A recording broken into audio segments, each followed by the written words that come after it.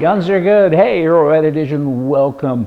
You know, there's a guy here recently in Ohio that shot 2 of 4 intruders during a home invasion. Happened to be towards the end of the day, and I guess they thought nobody would be home. He was there. It was about 5 p.m., and they knocked the door down, and in they came, and he pulled his gun out, and boom, boom, boom, boom, boom. And it's kind of like my mom used to say, if somebody breaks into your home, you first fire a warning shot, and then you can shoot at them. Just saying. So this was pretty good stuff because he's defending his home, and that's what guns are for the good guys to do good things.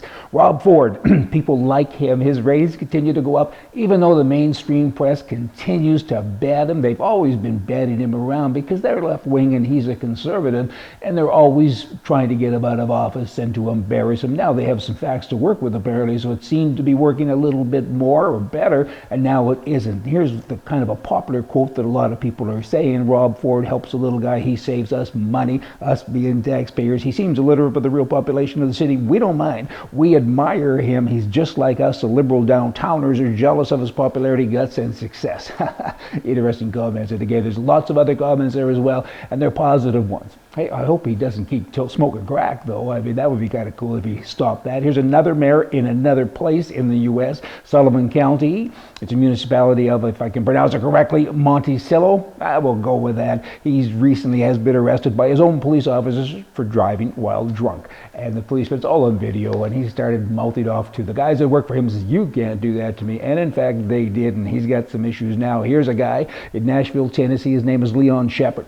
He recently died, and he left his home, which is about 4,300 square feet and $250,000 in casharoo, to his 2 cats, not his family. The lawyer says the will is legal. The family is saying, not so fast. We want some of that money. A cat fight is about to begin here, I think. But in any event, for the moment, the cats are living in the house, and there's enough money to look after the house and the cats and have people come in and feed them and so on. Kind of an interesting twist in life there. Hey, the lawyer, when spoken to, said, I haven't seen this before. I actually have heard about it before, people leaving money to dogs and cats. Kind of depends where you are, sometimes in terms of states and or provinces, because sometimes people come along and say, not so fast, we want that money, you can't have it, and they have been successful.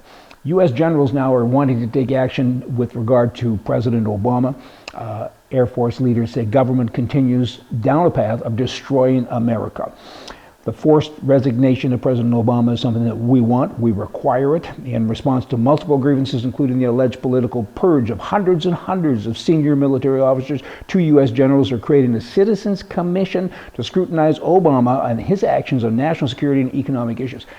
You know what? I said it fairly quickly. You got to think about it slowly. And pretty serious stuff when you're purging the armed forces and you've removed hundreds and hundreds of ranking officers, which has been done, by the way. Is there an agenda? Clearly. I mean, does he know about armies? I mean, he's in charge of the most powerful army in the world. We all get that. But here's a guy that I don't think has ever fired a gun, other than he did a photo op a little while ago with a shotgun. He didn't belong to Boy Scouts. He's never been into anything, maybe a girl guy. I don't think anything. And he's in charge of an army. And now he's saying, I know how to run it, and all you generals kind of go away. Not very good. In Seattle, back to guns and protecting what's yours and stuff. A Seattle store worker recently did that. 2 customers came in. One of them watched the door. The other snuck up to the till, and he pulled the gun out. And he said, give me your money. And he looked at the gun. He, being the store owner, and said, mine's bigger than yours. And he went to reach for his gun. And the bad guy looked at that and thought, uh-oh, this isn't going like it's supposed to. And he ran away. And the other guy, of course, followed him. All ended well, kind of a happy ending. But kind of a dangerous thing to do when you're, mine's bigger than yours. And I'm going to grab my gun now. Boy, oh boy, you bad guy. In this case, it did work out. But it's something you got to do, California, they have a law they're trying to create a law, rather, that will require toy and BB guns to be painted bright colors. California State Senator Noreen Evans is saying that. She wants a mandatory toy and BB gun law. I have an idea. I do. Let's paint all the politicians that are left-wing in California. That would be about 92 or 93% of them pink, bright fluorescent pink. Why don't we do that? They look like a whole bunch of those birds, they're walking around, because that's basically what they are. They're pinko nutcases. This is stupid. They just continue being themselves, walking among us and getting paid big money and pensions forever and ever. To think like that? Pardon me. That's not thinking. That's dumb. College. Here's a guy at Auburn University. He's a college computer tech. He was captured. He pleaded guilty to trading child pornography in the open, walking around the hallway saying, here, I got nude kids. Do you want this and do you want that? He was captured. He pleaded guilty. Okay, he still is on the payroll, and the college says, we can't fire him and we don't know what to do. I know what to do. You got any trees around there on a rope? Come on already. Good grief. I'm getting ahead of myself, aren't I? Or behind myself. I thought it was 1850 or something like that. In any event, you know what? Somebody's got to do something. Man up, cowboy up. Why don't you just walk up and use a couple of words? You're fired. Better yet, if you come back in, we're going to do bad things to you. Let me end today with a story. I got a story. Are you ready? We're going to find it right now. There were 4 ladies. They lived together in the Ukraine. They always sat outside together near the church and chatted about when they were younger. 1 month ago, they pooled all their money together and they bought a laptop.